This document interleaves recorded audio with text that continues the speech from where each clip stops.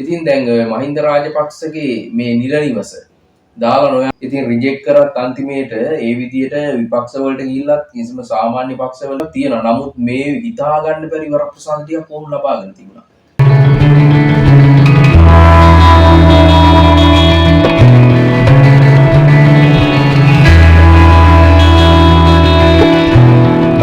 Hi guys, so nada සුපුරුදු පරිදි අපි ප්‍රෝග්‍රෑම් එක ගියාම වෙනවා. ඉතින් ඇත්තටම ෆොන්සේකා සරත් ෆොන්සේකා මහත්මයා ඔන්න දැන් මේ මහින්ද රාජපක්ෂ දැන් ගෙදර ගියාට තාම ගේ බාර දීලා නැහැ නේ ගෙදරින් ගියාට.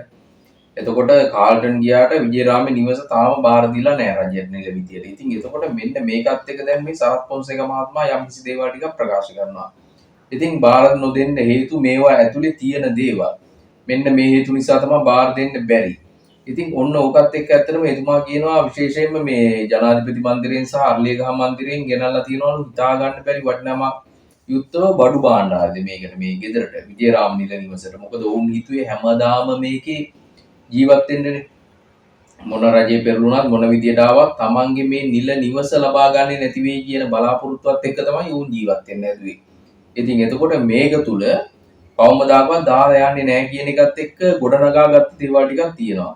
ඉතින් මෙන්න මේකම විශේෂයෙන් මේ සරත් ෆොන්සේකා මහත්මයා පවසන්නේ මෙන්න මේ ගෙනාව ඒ කියන්නේ ගෘහ භාණ්ඩ සියලුම දේවල් මිල ඒ කියන්නේ පුදුමාකාර මිලකින් අධික දේවල්. ඒ කියන්නේ ලී වර්ග එතකොට පිට රටවලින් ගෙන්නපු දේවල් ඒවත් එක්ක දැන් ඔවුන් කියන විදිහට මේ දේවල් වෙන් කරගෙන ගියාට පස්සේ ඉතුරු වෙන දේවල් මහින්ද රාජපක්ෂලාට අයිති දේවල්. ඉතින් එතකොට ඔවුන් මේ දේවල් ඉවත් කරගන්නවලු. ඉතින් මෙන්න මේ වාගේ දේවල් එක්ක ඇත්තටම දැන් මේ සරත් ෆොන්සේකා මහත්මයා කියන විදිහට ඔවුන්ගේ වැඩපිළිවෙල ඔවුන් ක්‍රියා කරලා තියෙන ආකාරය හැම දෙයක් එක්කම ඇත්තටම බොහොම කලකිරුණු ස්වභාවයක් තියෙනවා. මොකද දැන් මේ චෝදනා එල්ල වෙන්නේ මේ විදිහට එකට ළඟින් ඇසුරු කරපු මිනිස්සෙක් ඉන්නේ.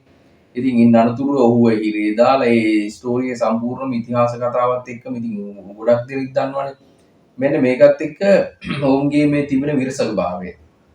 ඒක දැන් වත්මන් ජනාධිපති අනුර කුමාර දිසානායක මහත්මයා සහ එතකොට මේ සරත් ෆොන්සේකා මහත්මයා ඇත්තටම දැන් මේ මීටින් පවා තිබිලා තියෙනවා. ඒ කියන්නේ හමුවීම් තිබිලා තියෙනවා අතර. ඉතින් ඒකත් එක්ක සරත් ෆොන්සේකා මහත්මයා සමහර අවස්ථාවලදී ඒ කියන්නේ ගොඩක් දුරට දැන් මේ පවතින ආණ්ඩුව සම්පූර්ණයෙන්ම යන මාර්ගයේ හරි තැනකට ඔහු මේක මේ රිජෙක්ට් නොකර ඒක පිළි අරගෙන තියෙනවා. ඒ කියන්නේ මේ ආණ්ඩුව ගමන් කරන මාර්ගයේ සම්පූර්ණයෙන් හරි කියලා.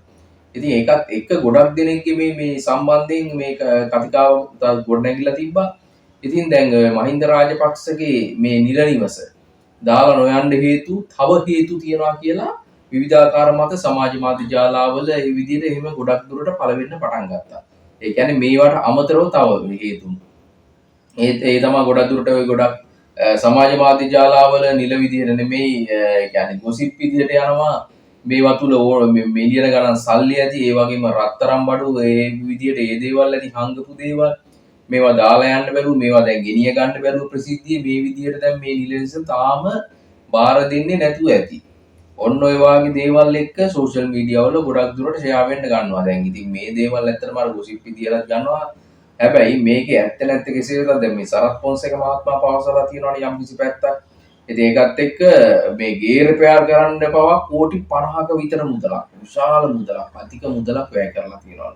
ඉතින් ඒවා සම්පූර්ණයෙන්ම ගෙවන්නේ ජනතාව විසින්. ඉතින් මෙන්න මේ විදිහට මේ වාගේ මේ සල්ලි විනාශ කිරීමත් එක්ක ඇත්තටම ඔවුන්ගේ මේ වැඩපිළිවෙලත් එක්කනේ ජනතාව වුණ රිජෙක්ට් කරේ.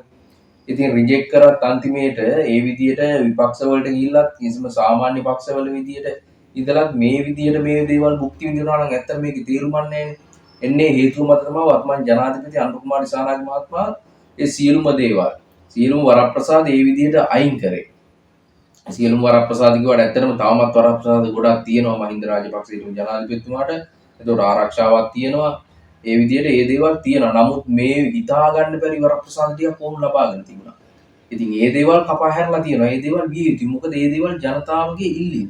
ජනතාවට පොරොන්දු වෙලා තමයි මේ රජය ඔවුන්ව බලයටපත් කරේ. ඉතින් එතකොට අනිවාර්යෙන් මේ දේවල් කර යුතුයි. එහෙම නැත්නම් අනිවාර්යෙන් මාලිමාව ආණ්ඩුවක් ගෙදර තමයි. ඕක තමයි ඇත්ත. ඉතින් කෙසේ හෝ වේවා දැන් මෙන්න මේ ආකාරයට දැන් මේ තව ගොඩක් දෙනෙක්ගේ මතයක් තියෙනවා මේ සරත් ෆොන්සේකා මහත්මයාත් මේ මාලිමාව ආණ්ඩුවටම සෙට් වෙලා මහින්ද රාජපක්ෂට ඇටැක් කරන්න මේ හදන්නේ. ඒ වාගේ දේවලුත් ඔය අතර කියනවා ඉතින්. කෙසේ හෝ මොන විදියට කරත් දැන් සරත් පොන්සේකා මහත්මයාත් කියලා තියෙනවානේ මගෙන් මොන හරි රට වෙනුවෙන් උදව්වක් අවශ්‍ය නම් මම අනිවාර්යයෙන්ම මේ දේ ආරක්ෂාව පැත්තෙන් මම අනිවාර්යයෙන්ම කරලා දෙනවා. ඒ කියන්නේ ජාතික ආරක්ෂාව සම්බන්ධයෙන් විවිධ උදව්වක් අවශ්‍ය නම් අනිවාර්යයෙන් මේක කිසිම වරප්‍රසාදයක් නැතුව මිල මුදල් කිසිම දෙයක් නැතුව මම ඒක කරලා දෙනවා කියන එක ඔහු කියලා තියෙනවා. ඉතින් ඇත්තටම මොකද ඔහුට අසල් දැනුමක් තියෙනවා අවුරුදු 30ක යුද්ධයක් ඉවර කරන්න ඒ විදිහට ඉවල් වුණ මේ හමුදාපති කෙනෙක්.